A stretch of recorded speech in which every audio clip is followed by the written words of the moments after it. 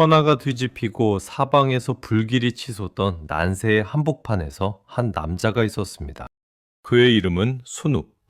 당대 최고의 지략가이자 조조라는 불세출의 영웅을 보좌하여 위나라의 기틀을 닦은 인물입니다. 사람들은 그를 가리켜 왕을 보좌할 재능을 지녔다 하여 왕자지제라 불렀고, 조조는 그를 나의 장량이라 부르며 아꼈습니다. 하지만 그들의 찬란했던 동행은 어느 날 배달된 하나의 빈 찬압 앞에서 멈춰서게 됩니다. 우리는 흔히 삼국지를 승자와 패자의 기록으로 기억합니다. 누가 더 넓은 땅을 가졌는가, 누가 더 강력한 군사를 부렸는가에 주목하곤 합니다. 하지만 그 거대한 역사의 수레바퀴 아래에는 땅보다 귀한 가치를 지키려 했던 사람들의 고뇌가 숨겨져 있습니다. 순욱은 조조에게 단순한 참모가 아니었습니다. 그는 조조가 천하를 호령할 명분을 만들어준 정신적 지주였고, 무너져가는 한나라의 질서를 다시 세우고자 했던 마지막 선비였습니다. 조조가 무력으로 세상을 평정할 때 순욱은 그 무력 뒤에 숨겨진 명분과 도덕적 근거를 마련했습니다. 두 사람은 서로의 부족한 점을 채워주는 완벽한 동반자처럼 보였습니다. 그러나 권력의 속성은 참으로 비정합니다. 힘이 커질수록 조조는 점점 더 큰 자리를 원하게 되었고, 순욱이 끝까지 지키려 했던 한나라라는 울타리는 조조에게 거추장스러운 장애물이 되어갔습니다. 오늘 우리가 나누려는 이야기는 단순히 한 지략가의 죽음에 관한 기록이 아닙니다. 이것은 자신이 평생을 바쳐 세운 공든 탑이 자신의 신념과 추돌할 때 인간은 어떤 선택을 해야 하는가에 대한 질문입니다. 조조가 보낸 빈 찬압을 열어보았을 때 순욱은 그 텅 빈 공간 속에서 무엇을 보았을까요? 그리고 그 빈 그릇을 마주한 순간 그는 왜 스스로 목숨을 끊는 극단적인 선택을 해야만 했을까요? 우리의 삶도 이와 크게 다르지 않습니다. 누군가를 위해 혹은 어떤 목표를 위해 평생을 바쳐 헌신했지만 어느 순간 내가 믿어왔던 가치가 부정당하거나 소외되는 경험을 하곤 합니다. 그때 우리는 타협하며 자리를 지킬 것인가 아니면 고결한 자존심을 지키며 물러날 것인가라는 갈림길에 서게 됩니다. 순욱의 이야기는 우리에게 묻습니다. 당신의 인생 찬압에는 무엇이 담겨 있습니까? 혹시 겉모습은 화려하지만 속은 텅 비어있지는 않습니까? 아니면 비록 비어있을지언정 결코 더럽혀지지 않은 순수한 진심만이 남아있습니까? 이제 조조와 순욱, 그 치열했던 두 남자의 우정과 대립, 그리고 비극적인 마지막, 찬압의 비밀을 향해 한 걸음 더 깊이 들어가 보고자 합니다. 이 이야기가 단순히 과거의 역사가 아니라 오늘을 살아가는 우리들의 내면을 비추는 거울이 되기를 바랍니다. 거친 풍랑 속에서도 길을 잃지 않으려 했던 한 인간의 고결한 마침표를 통해 우리 삶의 진정한 무게가 어디에 있는지 함께 사유해보는 시간이 되었으면 합니다. 자, 이제 시간을 거슬러 조조와 순욱이 처음 만났던 그 뜨거웠던 열망의 현장으로 여러분을 초대합니다. 조조가 처음 순욱을 만났을 때 그는 기쁨을 감추지 못하고 이렇게 소리쳤습니다. 나의 장량이 왔구나. 장량은 한나라를 세운 유방을 도와 천하를 통일했던 전설적인 지략가입니다. 조조는 순욱을 단순한 신하가 아니라 자신의 운명을 함께 짊어질 동반자로 여겼습니다. 순욱 역시 조조라는 인물에게서 난세를 끝낼 유일한 희망을 보았습니다. 당시 천하는 수많은 군웅이 발흥하여 백성들의 삶은 도탄에 빠져 있었고 황실의 권위는 바닥에 떨어져 있었습니다. 순욱은 조조의 비범한 재능과 결단력이 무너진 한나라의 질서를 바로잡을 수 있는 가장 강력한 도구라고 믿었습니다. 순욱이 조조에게 바랐던 것은 단순한 권력의 찬탈이 아니었습니다. 그는 조조라는 강력한 힘을 빌려 한나라의 종묘사직을 보존하고 예법과 도덕이 살아 숨쉬는 안정된 사회를 재건하려 했습니다. 이것이 순욱이 평생을 두고 지키려 했던 신념의 핵심이었습니다. 조조가 군사적인 승리를 거둘 때마다 순욱은 뒤에서 보급을 책임지고 인재를 추천하며 국가의 기틀을 닦는 행정적인 기초를 마련했습니다. 조조가 전장에서 마음껏 칼을 휘두를 수 있었던 것은 순욱이라는 든든한 버팀목이 후방에서 모든 살림살이를 도맡아 주었기 때문입니다. 두 사람의 관계는 단순한 상하 관계를 넘어선 정신적인 교감으로 이어져 있었습니다. 조조는 중요한 결정을 내릴 때마다 순욱의 의견을 물었고, 순욱은 조조가 그릇된 길로 가려 할 때마다 직언을 서슴지 않았습니다. 조조는 순욱의 고결한 인품과 해박한 지식을 존경했으며, 순욱은 조조의 과감한 추진력과 통치 능력을 신뢰했습니다. 이 시기의 조조는 백성을 구하고 황실을 소화하는 영웅의 모습이었고, 순욱은 그 영웅을 보좌하여 태평성대를 꿈꾸는 충직한 선비의 표상이었습니다. 순욱은 조조에게 협천자 령제오라는 전략을 제시했습니다. 선자를 끼고 제후들에게 호령한다는 이 전략은 조조가 천하의 대의명분을 독점하게 만든 결정적인 한 수였습니다. 이를 통해 조조는 반역자가 아닌 황제의 명을 받들어 난신적자를 토벌하는 관군으로서의 정당성을 확보하게 됩니다. 순욱에게 이 명분은 목숨보다 소중한 것이었습니다. 힘만으로는 세상을 다스릴 수 없으며 반드시 도덕적이고 윤리적인 근거가 뒷받침되어야 한다고 믿었기 때문입니다. 하지만 이 명분은 양날의 검과 같았습니다. 조조의 힘이 커질수록 조조 스스로가 천자가 되고 싶어하는 욕망 또한 커져갔기 때문입니다. 순욱은 조조가 한나라의 충신으로 남기를 바랐지만, 조조는 점차 한나라라는 낡은 옷을 벗어던지고 새로운 왕조의 주인이 되고 싶어 했습니다. 이 미묘한 온도 차이가 훗날 두 사람 사이에 거대한 강물이 흐르게 될 줄은 당시에는 아무도 짐작하지 못했습니다. 우리의 삶에서도 이와 비슷한 순간들이 찾아오곤 합니다. 누군가를 믿고 열정을 다해 헌신할 때 우리는 상대방이 나와 같은 가치를 지향하고 있다고 굳게 믿습니다. 함께 고생하며 이뤄낸 성과가 커질수록 우리의 유대감은 더욱 단단해지는 것처럼 보입니다. 그러나 그 성공의 열매가 무르익었을 때 각자가 바라보는 방향이 조금씩 어긋나기 시작합니다. 처음 가졌던 순수한 열정은 어느덧 권력과 욕심이라는 현실적인 계산 아래 가려지게 됩니다. 순욱은 조조의 재능을 사랑했지만 조조의 야망까지 사랑하지는 못했습니다. 그는 조조를 통해 세상을 구하려 했지, 조조가 세상의 주인이 되는 것을 원하지 않았습니다. 이 한 끗 차이의 생각이 결국 두 사람의 운명을 가르는 비극의 씨앗이 되었습니다. 순욱에게 조조는 한나라를 살릴 처방전이었으나, 조조에게 순욱은 자신이 왕이 되는 길을 안내해야 할 가이드였습니다. 우리는 무엇을 위해 누군가를 돕고 무엇을 위해 땀을 흘리고 있습니까? 내가 추구하는 목표와 내가 몸담은 조직의 목표가 일치할 때 우리는 비로소 삶의 보람을 느낍니다. 하지만 그 목표가 변질되기 시작할 때 우리는 심각한 내적 갈등에 직면하게 됩니다.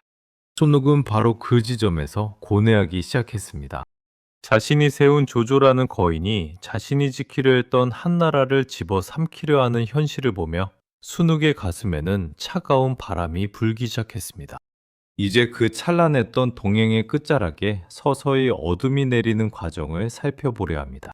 권력이 정점에 달했을 때 우정은 어떻게 균열이 가고 신념은 어떻게 시험대에 오르는지, 그 아픈 과정을 통해 우리 시대의 인간관계와 가치관에 대해 다시금 생각해보는 계기가 되기를 바랍니다.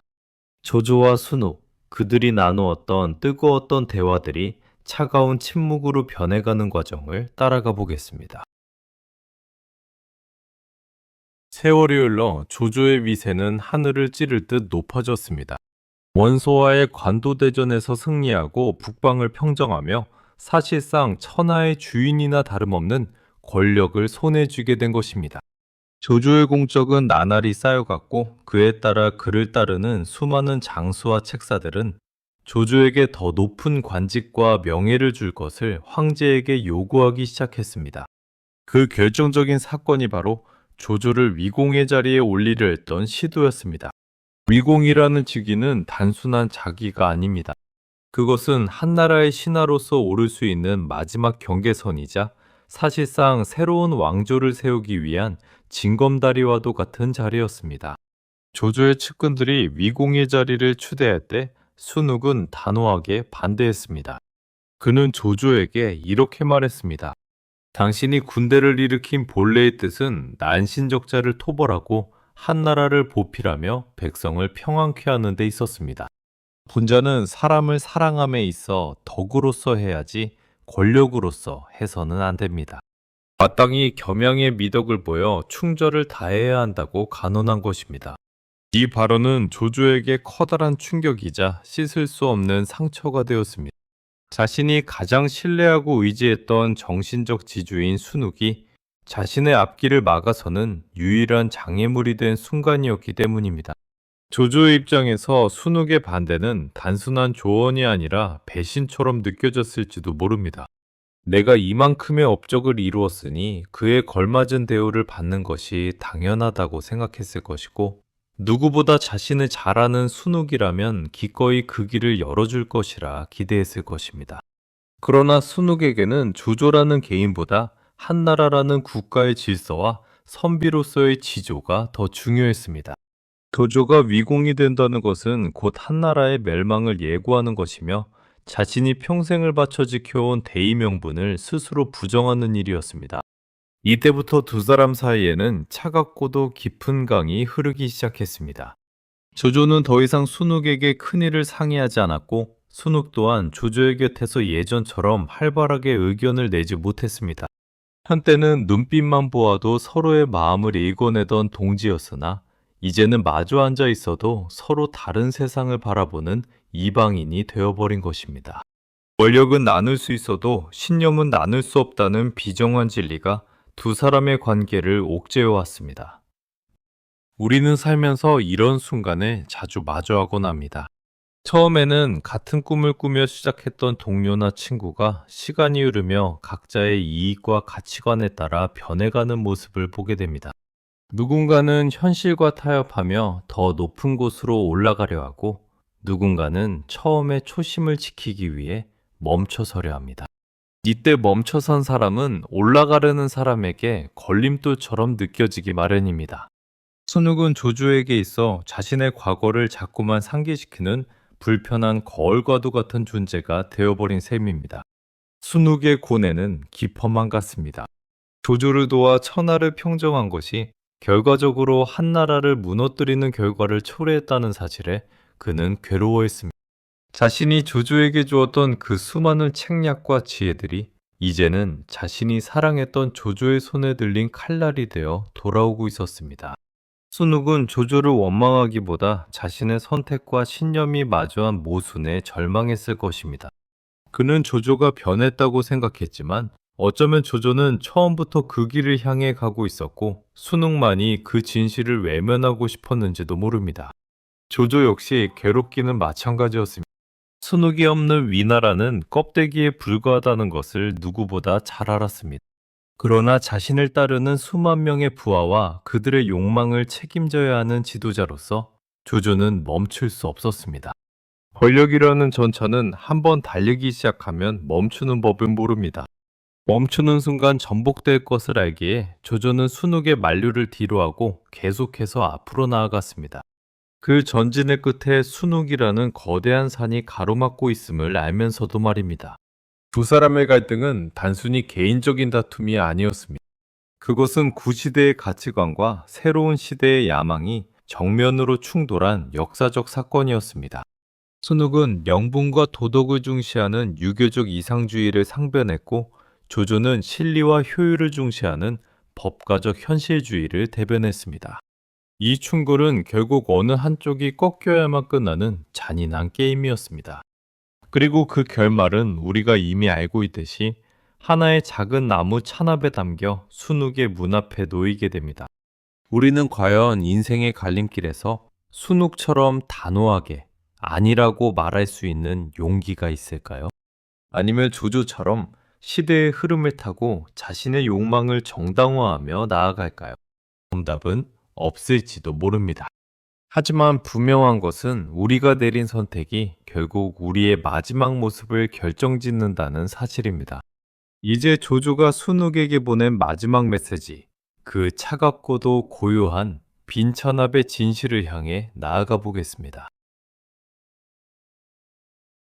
조조가 남하하여 성곤을 치기 위해 군사를 일으켰을 때 순욱은 병을 핑계로 군대에 합류하지 않고 수춘에 머물고 있었습니다. 이미 두 사람의 마음은 만리 밖으로 멀어져 있었고 조조는 더 이상 순욱의 지혜를 구하지 않았습니다. 그러던 어느 날 조조로부터 전령이 도착합니다.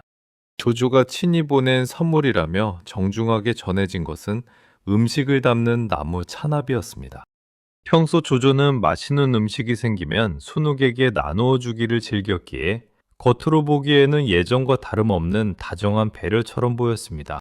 하지만 찬압을 받아든 순욱의 손은 미세하게 떨리고 있었습니다. 그는 이미 직감하고 있었을지도 모릅니다. 이것이 단순한 선물이 아니라 자신들의 수십 년 인연의 마침표를 찍는 최후 통첩이라는 사실을 말입니다. 순욱은 조심스럽게 찬압의 뚜껑을 열었습니다. 그런데 그 안에는 아무것도 들어있지 않았습니다. 기름진 고기도 향긋한 과일도 없었습니다.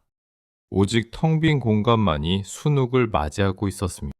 이 빈 찬압은 조조가 던진 말없는 질문이자 내목한 선언이었습니다.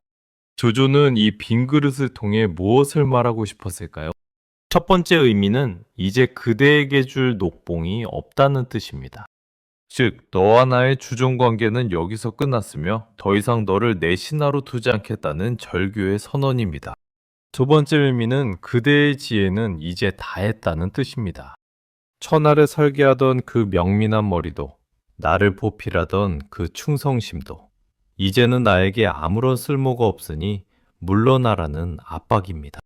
그리고 마지막으로 이제 그대가 머물 자리는 없으니 스스로 알아서 처신하라는 자결의 권유였습니다. 순욱은 그 빈 그릇을 한참 동안이나 바라보았습니다. 그 텅 빈 공간 속에는 조조와 함께했던 수많은 밤의 토론과 함께 전장을 누비며 나누었던 뜨거운 눈물, 그리고 천하를 바로잡겠다던 원대한 꿈들이 어지럽게 뒤섞여 있었습니다. 조조는 순욱의 입을 막기 위해 칼을 보내지 않았습니다. 대신 찬압을 보냄으로써 순욱 스스로 자신의 신념이 무너졌음을 인정하게 만들었습니다. 내가 준 음식을 먹고 자란 그대가 어찌 나를 부정하느냐는 조조식의 잔인한 논리였습니다. 이 장면은 권력의 생리를 가장 적나라하게 보여줍니다. 필요할 때는 간이라도 빼줄 듯 아끼던 인재도 자신의 앞길에 걸림돌이 된다면 가장 잔인한 방법으로 내치는 것이 권력의 속성입니다. 조조는 순욱을 죽이고 싶지 않았을지도 모릅니다. 하지만 순욱이라는 존재가 상징하는 한나라의 정통성과 선비의 지조는 조조가 왕이 되기 위해 반드시 넘어야 할 벽이었습니다. 조조는 그 벽을 허물기 위해 순욱의 자존심을 가장 깊숙이 찌르는 빈 찬압을 선택한 것입니다. 우리의 삶에서도 이 빈 찬압은 예고 없이 찾아오곤 합니다. 평생을 바친 직장에서 퇴직을 공고받을 때, 혹은 믿었던 사람으로부터 더 이상 필요 없다는 싸늘한 외면을 당할 때, 우리는 순욱이 마주했던 그 막막한 빈 공간을 경험합니다. 그럴 때 우리는 분노하거나 부걸하며 자리를 보존하려 애쓰기도 합니다. 하지만 순욱은 그러지 않았습니다. 그는 조조의 의도를 명확히 읽어냈고 자신이 지켜온 삶의 궤적이 이제는 마침표를 찍어야 할 때임을 담담히 받아들였습니다. 빈 찬압은 역설적으로 순욱에게 마지막 자유를 주었습니다. 이제 더 이상 조조의 참모로서 고뇌할 필요도 없으며 무너져가는 한나라를 붙잡고 눈물을 흘릴 필요도 없게 된 것입니다. 찬압이 비어있다는 것은 역설적으로 조조가 채워주던 그 모든 물질적 보상과 명예로부터 순욱이 해방되었음을 의미하기도 합니다. 순욱은 그 빈 그릇을 보며 자신의 인생 또한 이와 같음을 깨달았을 것입니다. 화려한 수식어와 공적들로 가득 찬 줄 알았던 인생이었지만 결국 신념이 지켜지지 않는다면 그 모든 것은 텅 빈 그릇에 불과하다는 사실을 말입니다. 그날 밤 순욱은 조용히 독약을 마시고 생을 마감합니다. 그는 구차하게 조조에게 살려달라 빌지도 않았고 자신의 억울함을 세상에 알리려 하지도 않았습니다. 그는 조조가 보낸 빈 찬압에 자신의 마지막 지조를 담아 돌려보냈습니다. 비어있는 그릇은 이제 순욱의 죽음으로 인해 비로소 완성되었습니다. 조조는 순욱의 목숨을 앗아갔지만 순욱은 자신의 죽음을 통해 끝내 조조에게 굴복하지 않은 선비의 마지막 자존심을 지켜냈습니다. 인생의 찬압이 비어 있을 때 우리는 무엇으로 그 공간을 채워야 할까요? 누군가는 욕망을 채우려 들고 누군가는 원망을 채우려 합니다. 하지만 순욱은 그 빈 공간을 자신의 고결한 신념으로 가득 채웠습니다. 이제 우리는 순욱이 남긴 그 빈 그릇의 진정한 의미와 그가 죽음으로 지키려 했던 가치가 무엇인지 더 깊이 있게 탐구해 보려 합니다. 순욱이 마주한 그 빈 찬압은 단순한 식기 그 이상의 의미를 지니고 있었습니다. 그것은 한 시대의 종말을 구하는 신호탄이었으며 동시에 인간의 존엄성이 권력이라는 거대한 파도 앞에 어떻게 마주서야 하는지를 보여주는 상징이었습니다. 순욱은 텅 빈 찬압의 바닥을 내려다보며 자신의 인생 전체를 관통했던 질문을 던졌을 것입니다. 나는 무엇을 위해 달려왔으며 이제 내게 남은 것은 무엇인가 하는 근원적인 물음입니다. 조조가 보낸 빈 찬압은 역사적으로 순욱에게 완결된 답을 주었습니다. 그릇이 비어 있다는 것은 이제 더 이상 이 세상에 순욱의 자리가 없음을 뜻하기도 하지만 동시에 그가 세상에 빚진 것이 아무것도 없음을 의미하기도 합니다. 조조가 베풀어주던 노봉과 권세, 그 화려한 수식어들이 사라진 자리에는 오직 순욱이라는 인간의 본연의 모습만이 남았습니다.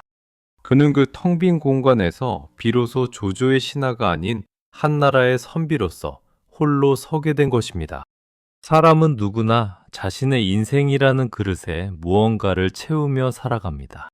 젊은 시절에는 지식과 열정을 채우고 장년기에는 명예와 성취를 채우며 노년에는 그간 쌓아온 경험과 지혜를 담으려 애씁니다.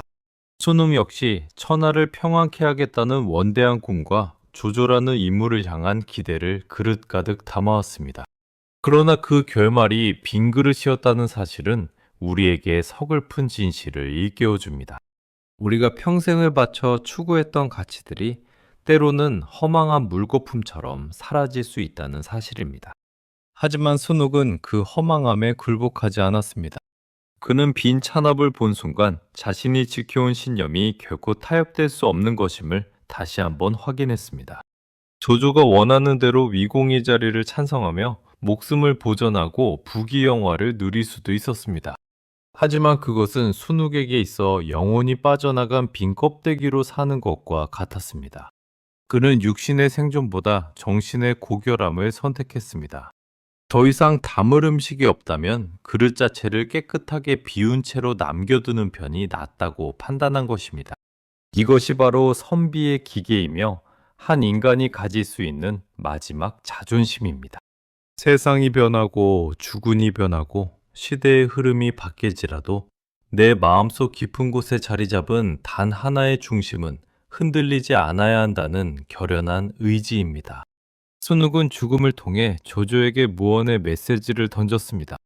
그대는 천하를 가질 수 있을지언정 나의 신념까지 가질 수는 없다는 단호한 거절이었습니다. 우리는 살아가며 수많은 유혹과 타협의 순간을 만납니다. 조금만 눈을 감으면, 조금만 고개를 숙이면 더 편한 길을 갈 수 있을 것 같은 상황들이 우리를 흔들어 놓습니다. 그럴 때마다 우리는 우리 마음의 찬압을 들여다보아야 합니다. 그 안이 권력에 대한 탐욕이나 비겁한 변명으로 채워져 있지는 않은지, 아니면 비록 가진 것은 적을지언정 나 자신에게 부끄럽지 않은 진실함이 담겨 있는지 말입니다. 순욱의 죽음은 패배가 아니었습니다. 그것은 자신이 믿는 정의를 위해 스스로를 던진 가장 적극적인 저항이었습니다. 조조는 순욱을 제거함으로써 자신의 왕도를 가로막는 마지막 장애물을 치웠다고 생각했을지 모르지만 역사는 순욱을 조조의 야욕에 희생된 비운의 천재가 아닌 자신의 지주를 지킨 위대한 인물로 기억합니다. 진찬압은 결국 순욱의 고결한 마침표를 찍어주는 소도구가 된 셈입니다. 텅 빈 그릇은 무엇이든 담을 수 있는 가능성을 의미하기도 하지만 더 이상 아무것도 담지 않겠다는 단호한 선언이기도 합니다. 순욱은 그 비어있음을 통해 자신의 인생을 완성했습니다. 억지로 무언가를 더 채우려 하지 않고 가장 깨끗한 상태로 자신의 삶을 되돌려준 것입니다. 이제 우리는 이 고결한 죽음이 남긴 질문을 우리 가슴 속에 품고 과연 무엇이 인간을 진정으로 완성하는가에 대해 논해보고자 합니다. 순욱이 세상을 떠났다는 소식이 전해졌을 때 조조는 깊은 탄식을 내뱉었습니다. 그 탄식 속에는 평생의 동반자를 잃은 슬픔과 함께 자신의 야망이 끝내 품지 못했던 고결한 영혼에 대한 경외심이 섞여 있었을 것입니다. 순욱의 죽음은 단순히 한 지략가의 부재를 의미하지 않았습니다. 그것은 조조가 세운 위나라라는 거대한 제국에서 도덕적 정당성과 선비들의 마음이 떠나기 시작했음을 알리는 전조였습니다. 사람들은 묻습니다. 왜 그토록 영특했던 순욱이 더 유연하게 대처하지 못했느냐고 말입니다. 조조의 뜻을 적당히 받들어주며 천수를 누리고 가문을 번창시킬 수도 있었을 텐데 왜 굳이 빈 찬압 앞에서 목숨을 던지는 극단적인 길을 택했느냐는 의문입니다. 하지만 인문학의 시선으로 바라본 순욱의 선택은 어리석음이 아니라 인간으로서의 완성을 향한 마지막 발걸음이었습니다. 우리는 흔히 성공한 인생을 결과로 판단합니다. 얼마나 높은 자리에 올랐는가, 얼마나 많은 재물을 쌓았는가가 척도가 되곤 합니다. 그러나 역사는 우리에게 다른 이야기를 들려줍니다. 인생의 진정한 가치는 어떻게 시작했느냐보다 어떻게 마무리했느냐에 달려있다는 사실입니다. 순욱은 자신의 시작이었던 한나라에 대한 충성과 선비의 절개를 마지막 순간까지 놓지 않음으로써 자신의 인생이라는 궤적을 일관성 있게 완성했습니다. 만약 순욱이 조조의 위공치임을 찬성하고 살아남았다면 그는 역사 속에서 흔한 권력의 하수인 중 한 명으로 기록되었을 것입니다. 그의 지혜는 오염되었을 것이고 그가 닦아놓은 위나라의 기틀은 찬탈의 도구로만 기억되었을 것입니다. 그러나 그는 죽음을 택함으로써 자신의 지혜를 순수한 채로 보존했습니다. 비어있는 찬압에 자신의 목숨을 담아 조조에게 돌려줌으로써 그는 권력이 결코 침범할 수 없는 인간 내면의 성욕이 존재함을 증명했습니다. 무엇이 인간을 완성하는가라는 질문에 순욱은 자신의 삶으로 답했습니다. 그것은 바로 신념과 행동의 일치입니다.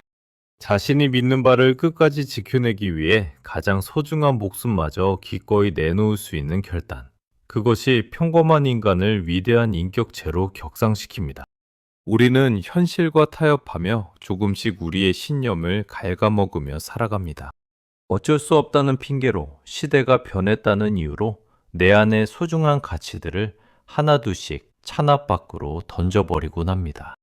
순욱의 이야기가 수천 년이 지난 지금까지도 우리 가슴을 울리는 이유는 우리 역시 우리만의 빈 찬압을 마주하고 있기 때문입니다. 삶의 어느 순간 우리는 선택을 강요받습니다. 나를 지켜줄 자리를 선택할 것인가? 아니면 나를 나답게 만드는 자존심을 선택할 것인가? 순욱은 우리에게 속삭입니다. 그릇이 비어있다는 것은 실패가 아니라 더 이상 부끄러운 것을 담지 않겠다는 고귀한 선언이라고 말입니다. 그의 죽음 이후 조조는 결국 위왕의 자리에 올랐고 그의 아들 조비는 황제가 되었습니다. 하지만 순욱이 지키려 했던 한나라의 마지막 등불은 그의 죽음과 함께 영원히 꺼지지 않는 전설이 되어 남았습니다. 육체는 사라졌으나 그의 정신은 후세의 선비들에게 지조의 상징이 되었고 난세 속에서도 잃지 말아야 할 인간의 품격이 무엇인지 알려주는 이정표가 되었습니다. 우리의 인생 찬압은 지금 무엇으로 채워져 있습니까? 남들이 부러워할 만한 화려한 성취입니까? 아니면 누군가에게 보여주기 위한 가식입니까? 순욱은 우리에게 그릇의 내용물보다 그릇을 대하는 우리의 자세가 더 중요함을 일깨워줍니다. 비어있다면 비어있는 대로, 가득 차 있다면 가득 찬 대로 그 안에 담긴 것이 나의 진심과 일치하는지를 살피는 것. 그것이 바로 나를 완성해가는 인문학적 삶의 태도일 것입니다. 이제 순욱의 고결한 생애를 마무리하며 우리 내면의 빈 찬압을 어떻게 대해야 할지 결론을 통해 정리해 보려 합니다. 시대의 어둠 속에서도 끝내 자신의 빛을 잃지 않았던 한 남자의 마지막 뒷모습을 보며 우리 삶의 마침표는 어떤 모습이어야 할지 함께 고민해 보겠습니다. 긴 여정을 돌아와 이제 순욱이 남긴 빈 찬압 앞에 다시 서봅니다. 조조가 보낸 그 차가운 나무 상자는 순욱에게 죽음을 의미했지만 역설적으로 그를 영원히 살게 하는 생명의 문이 되었습니다. 만약 그 찬압에 맛 좋은 음식이 가득 담겨 있었다면 우리는 오늘날 순욱이라는 이름을 이토록 무겁게 기억하지 않았을지도 모릅니다. 텅 비어 있었기에 그 공간은 순욱의 고결한 넋으로 가득 채워질 수 있었습니다. 우리는 살면서 끊임없이 무언가를 채우려고만 애를 씁니다. 지식과 경험을 채우고 통장의 숫자를 채우며 타인의 인정과 칭찬으로 내 존재의 그릇을 가득 메우려 합니다. 하지만 순욱의 빈 찬압은 우리에게 말합니다. 때로는 비움이 가장 강력한 채움이 될 수 있다고 말입니다. 내 신념과 어긋나는 것들로 그릇을 채우기보다 차라리 텅 빈 채로 남겨두는 것이 인간으로서의 자존감을 지키는 길임을 그는 몸소 보여주었습니다. 순욱의 죽음은 우리에게 질문을 던집니다. 당신은 당신의 인생이라는 찬압에 무엇을 담고 싶습니까? 그리고 그 찬압이 비었을 때 당신은 그 비어있음을 견뎌낼 용기가 있습니까? 세상의 잣대로 보면 순욱은 실패한 정치가요, 주군에게 버림받은 비운의 신하일 뿐입니다. 하지만 자신의 영혼을 배신하지 않았다는 점에서 그는 그 누구보다 성공한 인간이었습니다. 끝까지 자신을 지켜낸 사람만이 누릴 수 있는 고요한 평온 속에 그는 잠들었습니다. 인생의 황혼 무렵 혹은 삶의 중요한 고비마다 우리는 우리만의 빈 찬압을 마주하게 될 것입니다. 내가 믿었던 가치가 흔들리고 평생을 일궈온 것들이 아무런 의미가 없게 느껴지는 순간이 올지도 모릅니다. 그때 순욱을 기억하십시오. 비어있는 그릇은 결코 부끄러운 것이 아닙니다. 오히려 그 비어있음은 내가 아직 타협하지 않았다는 증거이며 내 안의 순수한 본질이 훼손되지 않았음을 보여주는 고귀한 훈장입니다. 이제 조조와 순욱의 이야기는 여기서 멈추지만 그들이 남긴 질문은 우리 가슴 속에서 계속될 것입니다. 권력과 명예라는 화려한 음식보다 비어있을지언정 깨끗한 그릇으로 남기를 원했던 한 선비의 기계가 여러분의 삶에 작은 등불이 되기를 바랍니다. 우리가 언젠가 삶의 마지막 페이지를 넘길 때 우리의 찬압 또한 비록 비어있을지라도 그 누구보다 고결한 향기로 가득하기를 기원합니다. 함께 마음을 나누어 주셔서 감사합니다. 여러분의 인생 찬압에 진실과 평온만이 머물기를 바라며 이 시간을 마무리하겠습니다. 평안한 시간 되시길 바랍니다.